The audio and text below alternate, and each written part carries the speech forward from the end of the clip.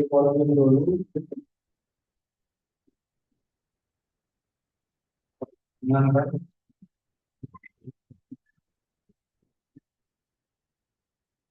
Baik. Assalamualaikum warahmatullahi wabarakatuh. bagus.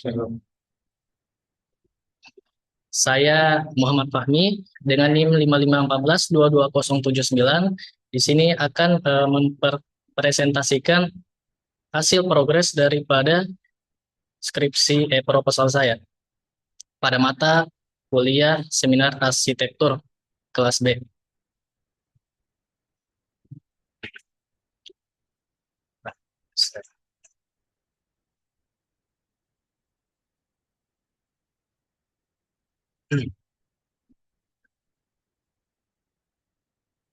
Penjelasannya penjelasan sendiri dan dibacakan. Iya.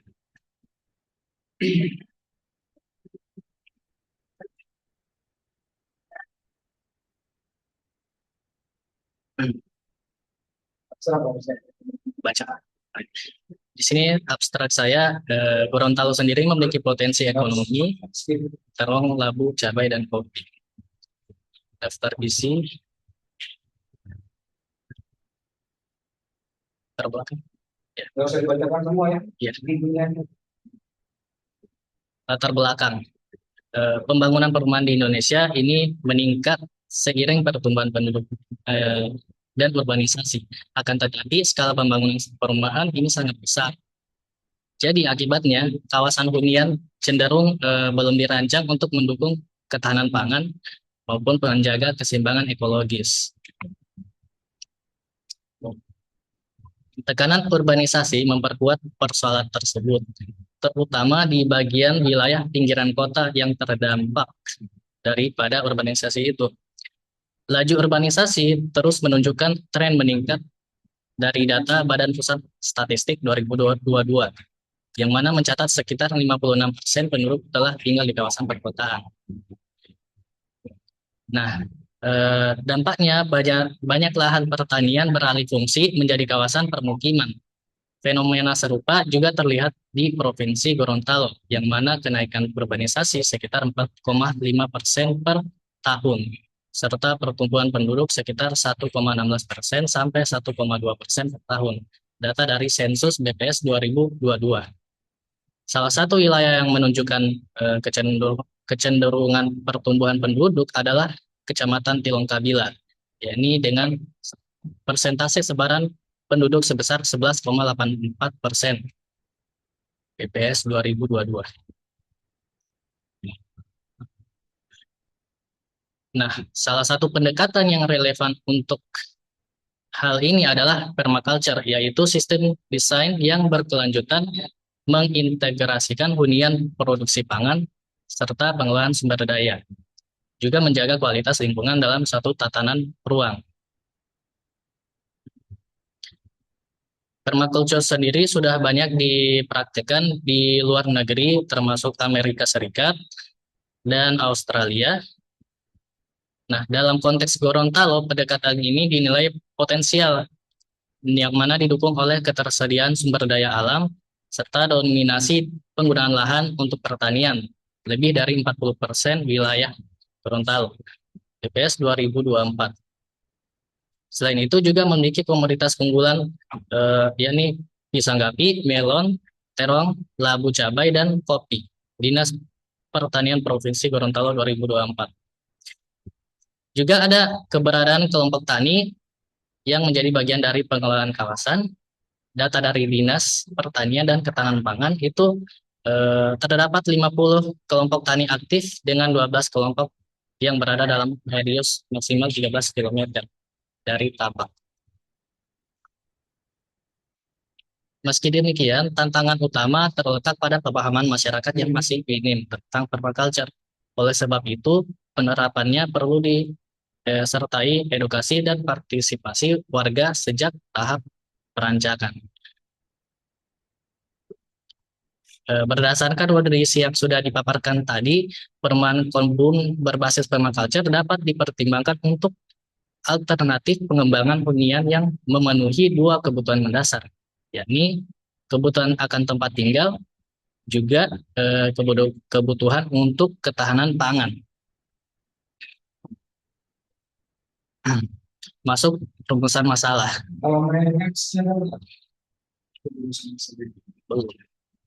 harusnya kamu kayak nanti ada yang berdiri dasar dapat bisa kayaknya jelas kan. Ini belum tersedianya desain perumahan kebun yang mengintegrasikan ruang hunian dengan konsep mempertahankan kedaulatan pangan, sekaligus memperhatikan keseimbangan lingkungan. Dari rumusan masalah muncul pertanyaan penelitian sebagai berikut. Bagaimana merancang perumahan kebun yang efisien, mandiri, dan selaras dengan ekologi lokal. Kedua, bagaimana mengaplikasikan prinsip desain permaculture ke dalam tata ruang kawasan, masa bangunan, pengolahan air, energi limbah.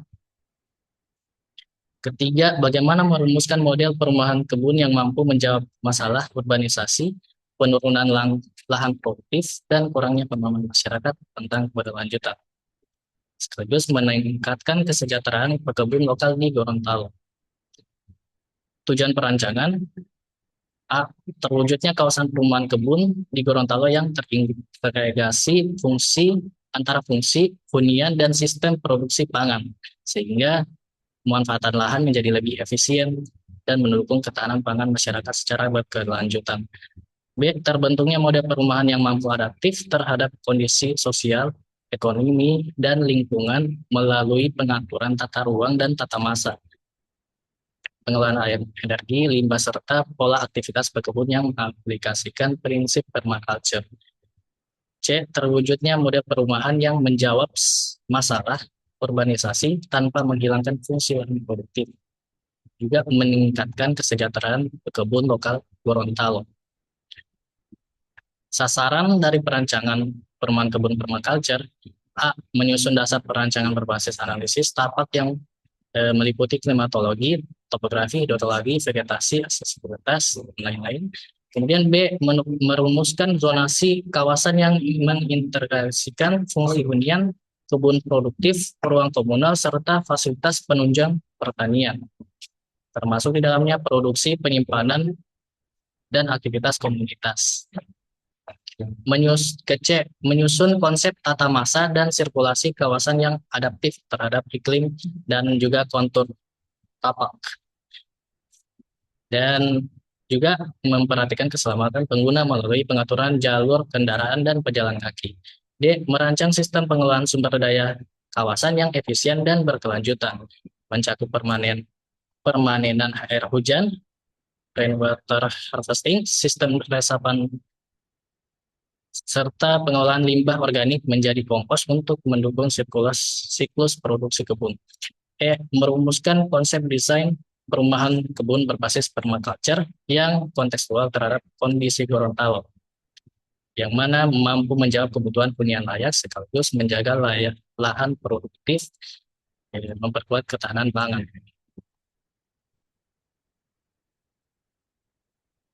Lalu ada lingkup pembahasan. Fokus pada tapak terpilih dengan wilayah land use. A. Perancangan tata ruang kawasan hunian dan elemen landscape yang mempresentasikan karakter ekologis lokal Gorontalo. 2. Lingkup substansi difokuskan pada perancangan rumah permaculture, yang mana sebagai berikut. A. Fokus pada penyusunan sistem produksi pangan yang terintegrasi, melon, terong, labu siam, cabai, bayam, dan tomat. Kemudian B. Ruang lingkup perancangan difokuskan pada skala suatu kawasan perumahan dengan pendekatan permaculture, menerapkan prinsip-prinsip permaculture, sistem air hujan, energi surya, sirkulasi, zoning, dan strategi konservasi lahan produktif. C. Penyediaan fasilitas penunjang kegiatan pertanian, pelatihan, penyimpanan hasil panen, dan pengolahan limbah organik, sehingga kawasan dapat berfungsi sebagai mana optimal. Ini sebetulnya tadi bikin slide begini. Itu nggak usah benar-benar ini kalimat poin-poin aja, pendidikan dari singkat-singkat. Gitu kan? Kalau yang semua kamu udah di apa namanya tuliskan semua di situ ya, Jadi Word sih bukan lagi PowerPoint gitu. Nah, Metodologi, jadi metodologi. Tahap pengumpulan data yang saya pakai ya nih, satu studi literatur, melakukan studi literatur tentang prinsip-prinsip permaculture, urbanisasi. Kedua, studi lapangan, yang ini memahami langsung kondisi lahan, potensi sumber daya alam, dan karakteristik sosial masyarakat sekitar. Juga melakukan teknik pengumpulan data, observasi, wawancara, dan dokumentasi. Ketiga, dilakukan dengan melihat membandingkan hasil observasi pada beberapa objek bangunan yang fungsinya sama untuk mendapatkan data kemudian dituangkan ke dalam ide-ide menghasilkan gagasan perumahan kebun yang ramah lingkungan, efisien dari segi tata ruang dan sumber daya. Kerangka alur berpikir, ini latar belakang, lalu sistematika penulisan, bab 1, bab 2, bab 3, bab 4, masuk pada tinjauan pustaka. Judul, perumahan permaculture merujuk pada konsep perumahan yang mana didesain berkelanjutan dalam desain lingkungan yang meniru ekosistem alami. Perumahan bagi pekebun di sini yang saya maksud nantinya untuk komoditas sayuran, melon, terong, labu, madu, dan cabai. Kemudian ada sejarah permaculture yang mana pada tahun 1978. Lalu lanjut pada konsep permaculture, ada 12 prinsip desain permaculture menurut dari David Holmgren, yakni amati dan berinteraksi, memahami alam sebelum merancang sistem. Kedua, tangkap dan simpan energi. Sampai ke 11, 12-nya hilang. Lalu masuk fungsi perumahan permaculture. Perumahan ini dirancang untuk mendukung produksi pangan bagi para pekebun, yang mana memanfaatkan sistem hujan, menciptakan lingkungan yang mendukung bagi pertanian. Desain perumahan permaculture juga bertujuan untuk meningkatkan efisiensi energi, seperti tenaga surya atau tenaga angin. Perumahan permaculture biasanya memiliki sistem tangkap air hujan dan pengeluaran air yang efisien untuk meminimalkan penggunaan air dari sumber-sumber luar. Lingkup aktivitas yang dilakukan ada produksi dan budidaya tanaman, dari mulai persiapan lahan, pembibitan, penanaman, pemeliharaan, dan pemanenan. Kedua, pengolahan dan penyimpanan, dari mulai sortasi, kemudian aktivitas penyimpanan, lalu ada pengolahan pasca panen, yang mana dikemas dan pengolahan kering seperti pencucian dan pemotongan. Kemudian ketiga, distribusi dan pemasaran, penjualan langsung ke pasar lokal atau distribusi ke pedagang, atau juga bisa ke digital. Manajemen dan administrasi, pencatatan keuangan, pengelolaan sumber daya, pelatihan dan pengembangan. Kehidupan sosial dan komunitas, yakni kegiatan gotong royong, kemudian pendidikan dan penyuluhan, lalu kesejahteraan masyarakat. Pengelolaan lingkungan dan keberlanjutan, pengelolaan limbah pertanian, konservasi air dan tanah, kemudian penerapan pertanian yang berkelanjutan. Standar-standar dan peraturan ruang dan kebijakan. Ada SNI 031733 2004 tentang tata ruang perumahan, yakni minimal yang dipakai 30% ruang terbuka hijau harus dipertahankan dalam satu kawasan. Kemudian standar dan kebijakan dalam permaculture. Dari KLHK ada pengelolaan limbah organik dan sistem daur ulang bahan organik. Itu diatur sesuai prinsip keberlanjutan. Lalu ada juga penggunaan pupuk dan pestisida. Peraturan Pemerintah Nomor 26 Tahun 2008 tentang RTH sama. minimal 30% dari total kawasan harus dialokasikan sebagai ruang hijau. Prinsip permaculture internasional, kemudian standar bangunan sesuai standar eh, untuk bermain kebun, Permendagri nomor 5 tahun 2007, standar nasional 032398 2002, sertifikasi organik pertanian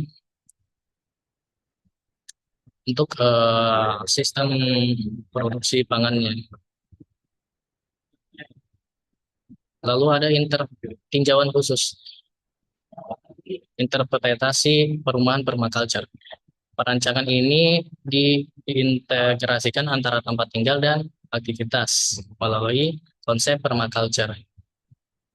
Sistem pertanian berkelanjutan diterapkan sebagai seperti kebun sayur di halaman, sistem pengolahan air hujan, dan kompos organik. Dengan mengadopsi metode pertanian yang alami dan minim limbah, pekebun dapat berkontribusi dalam pelestarian sumber daya alam sambil tetap mempertahankan produktivitas lahan mereka melalui perumahan berbasis permaculture ini.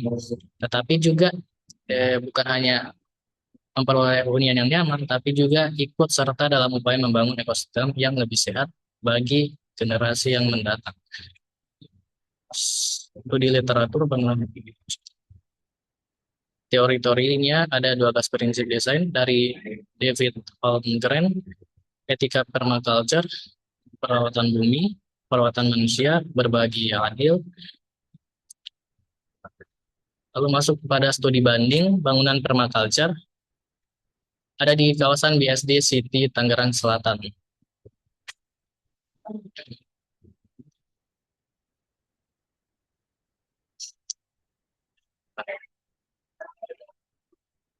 Juga ada di Jababeka, Kabupaten Bekasi, Jawa Barat.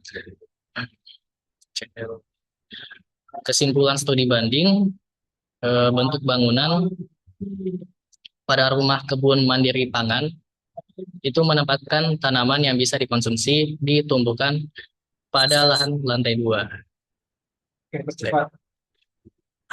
Agropolitan sit town, bentuk agropolitan sit town persegi panjang dengan mengutamakan fungsi lahan di sampingnya. Ada material, kebudayaan, dan kesimpulannya rumah kebun mandiri pangan memberikan inspirasi positif bagi pengembangan perumahan permaculture dengan penempatan tanaman konsumsi di lantai 2 menggunakan rak vertikal. Sedangkan agropolitan sit town itu konsepnya memberikan banyak inspirasi positif terhadap perumahan kebun berbasis permaculture.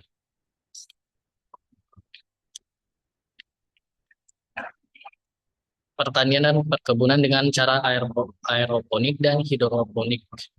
Ada yang namanya aeroponik tower,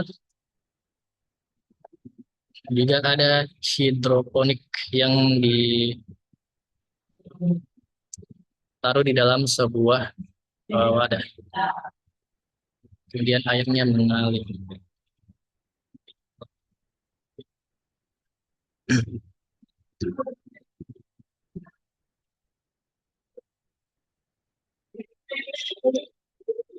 Hidroponik untuk tanaman kebun di sisi lain menawarkan pendekatan yang berbeda dengan menggunakan media tanam indoor atau hidroton yang terendam atau disiram dengan larutan nutrisi. Sampai bab 3, Pak. Bab 3 tidak ada saya download, Pak.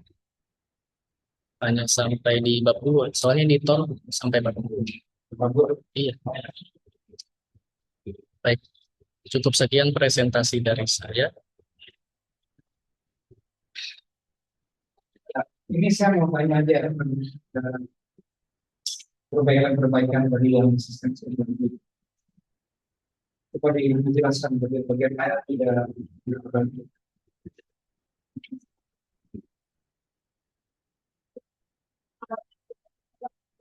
Baik.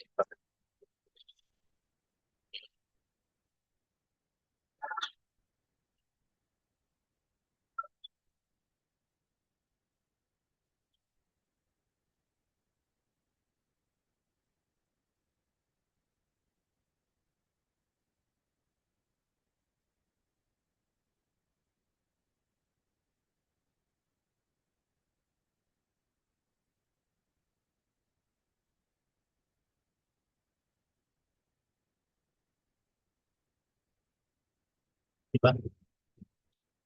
Bagian latar belakang, ya, bagian latar belakang kan perumahan harus dibawahi di awal paragraf. Kemudian masuk pada kebutuhan akan perumahan. Lalu jelaskan pada fenomena apa yang terjadi di Gorontalo sekarang. Lalu kemudian lanjut pada perumahan itu harus dicapai. Lanjut agar perumahan tersebut bisa tercapai dengan baik, maka perlu penuhi standar-standar prinsip kedaulatan pangan. Lalu masuk membahas urbanisasi. Setelah urbanisasi, baru masuk pendekatan permaculture. Dibahas pendekatan permaculture. Permaculture. Kemudian solusinya menggunakan konsep permaculture tadi. Lalu rumusan masalah dari melihat dari latar belakang yang tadi dijelaskan, maka dapat rumusan masalah belum tersedianya desain perumahan kebun, sekaligus dia mempertahankan kedaulatan pangan, juga memperhatikan keseimbangan lingkungan sekitar. Dari rumusan masalah juga muncul pertanyaan penelitian begini. Bagaimana merancang perumahan kebun yang mana mampu mengintegrasikan hunian dan sistem produksi pangan yang melalui penerapan prinsip-prinsip permaculture. Bagaimana mengaplikasikan prinsip permaculture dalam tata ruang kawasan, tata masa bangunan, pengolahan air, energi, dan limbah. Kemudian, bagaimana merumuskan model perumahan kebun yang mana mampu menjawab masalah urbanisasi, penurunan lahan produktif, sekaligus meningkatkan kesejahteraan kebun lokal di Gorontalo. Mind map ini sendiri sudah dibuat. Mind map Kebun masalah. belum, Pak. Dalam itu sudah berapa bulan itu? Beberapa minggu. Iya. Harusnya kan dijual. Makanya sini sebenarnya saya mau minta dijelaskan bagaimana sebetulnya apa ini peta jalannya, ya, atau tapi pikiran itu bisa mendapatkan masalah seperti ini. Ya. Walaupun misalnya belum buat, gitu, ya, tapi kan misalnya sudah bisa jelas mengapa itu kemudian muncul masalah Actually, ya. Coba jelaskan aja, singkat aja. Dari mana ya? Dari latar belakang yang Ya, lebih spesifik latar belakang.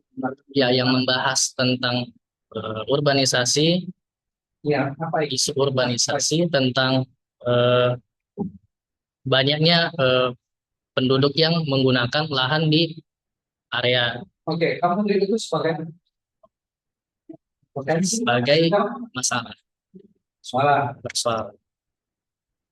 Dari persoalan apa saja? Persoalan-persoalannya ada, Ya, tadi intinya tidak terbatasi eh, apa, lahan untuk lahan untuk produktif, dia jadi berkurang. saya menguji. Ya. Saya menanyakan. Dan produktifnya jadi berkurang akibat daripada urbanisasi. Terus, Kemudian eh, perumahan perumahan sekarang tidak banyak yang mengintegrasikan antara hunian yang layak dengan kedaulatan pangan. Gitu. Lalu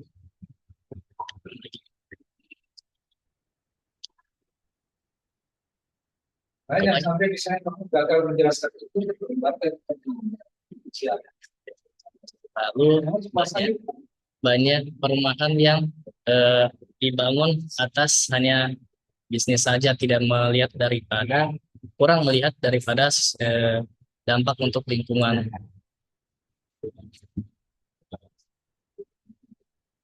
Jadi dari situ kamu bisa menjelaskan kenapa diperlukan rumahan permaculture. Iya. Bagaimana diperlukan sebab ini karena ini soal ini karena itu menjadi penyebab dari apa? Mengapa itu muncul? Karena apa? Itu harus dijelaskan. Nanti dari situ kemudian nanti dia akan menjadi berasal dari mana itu? Soal itu berasal dari mana? Dan tidak semua akar masalah itu menjadi sesuatu yang harus dibicarakan semua. Paling tidak hanya satu di situ, hanya satu akar masalah itu yang kamu harus bicarakan. Itulah yang menjadi masalah. Itu maksudnya. Kamu bisa jelaskan. Kalau ada yang membuat bagan, lebih jelas. Yang lain juga harus sudah ini untuk kebutuhan masalah harus jelaskan apa itu. Ya.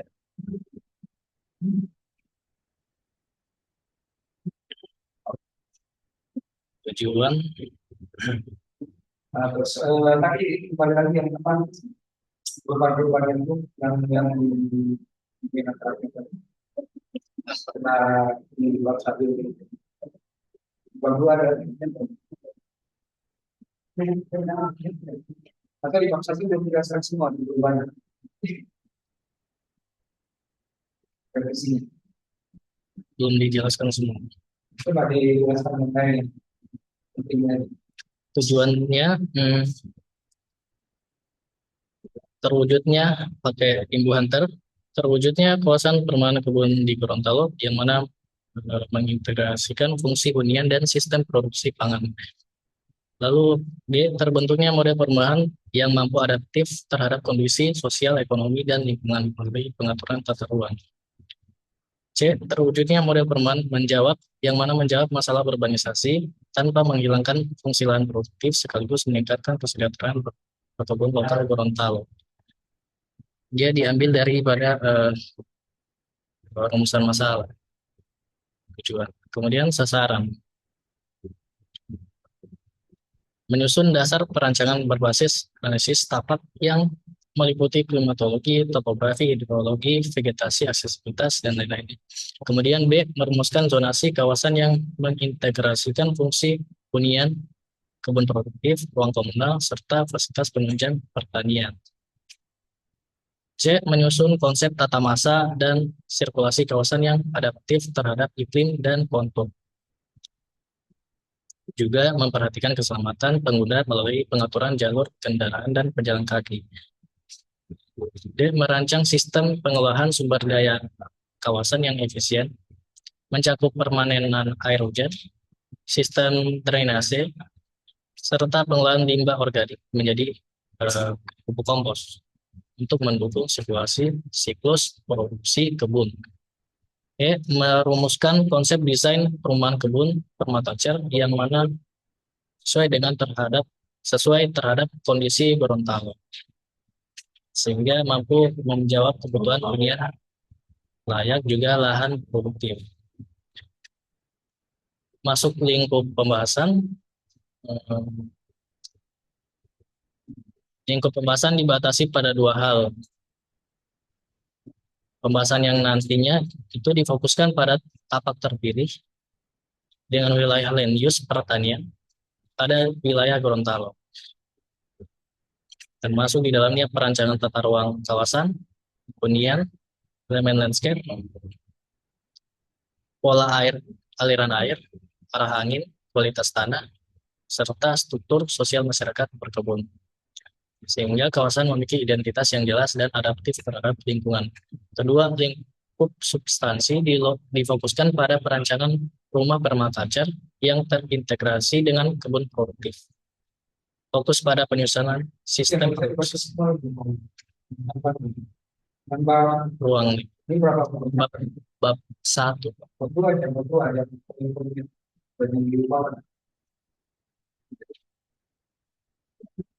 Bab 2. Pengertian judul permaculture merujuk pada konsep permaculture Yang bersifat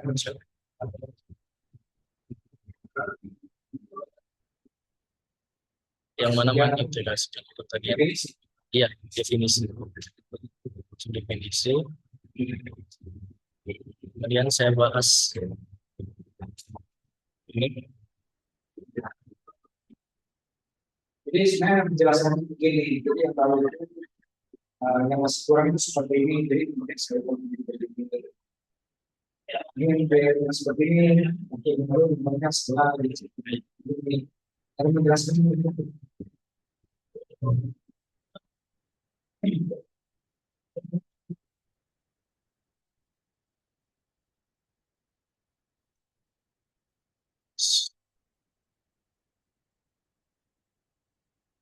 Sejarah permaculture.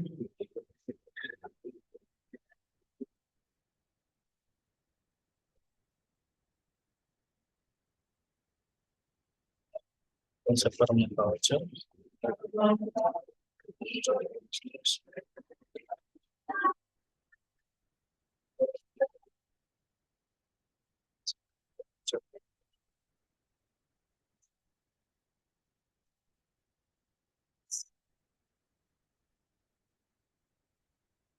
Fungsi, desain, perumahan sistem tangkap air,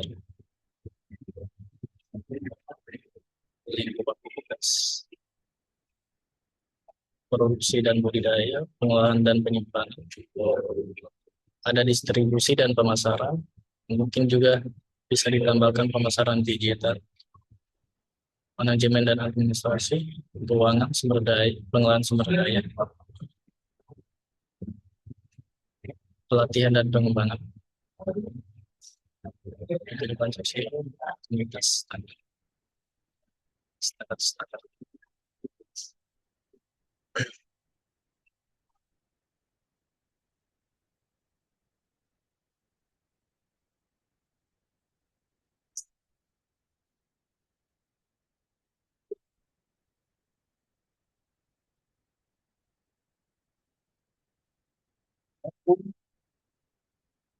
Ya, nanti kan saya telepon telepon sibuk ya.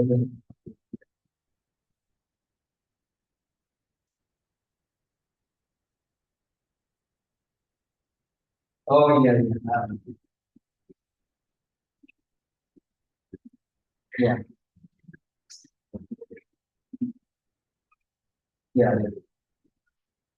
Oh iya, ulang bisa. Itu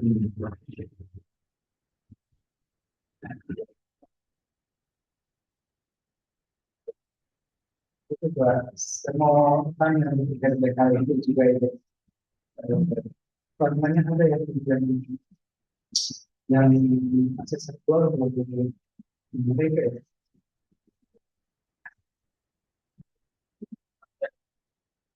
Oh, kemudian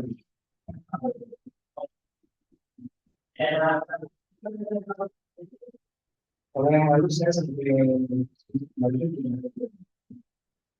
ini sama pemerintah ini yang bagian pengadilan berapa itu kok ini 50% itu ya stres yang jenis pengadilan di pengadilan dia bukan ada yang ada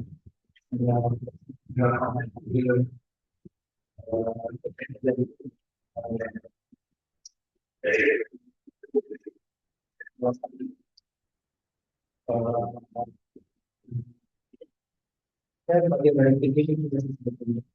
Nah, cuma di situ kan aplikasi itu kan full situ nilainya, tapi itu biasa saya berubah. Jadi 50% gitu. Apa ya? Bisa di 50% itu.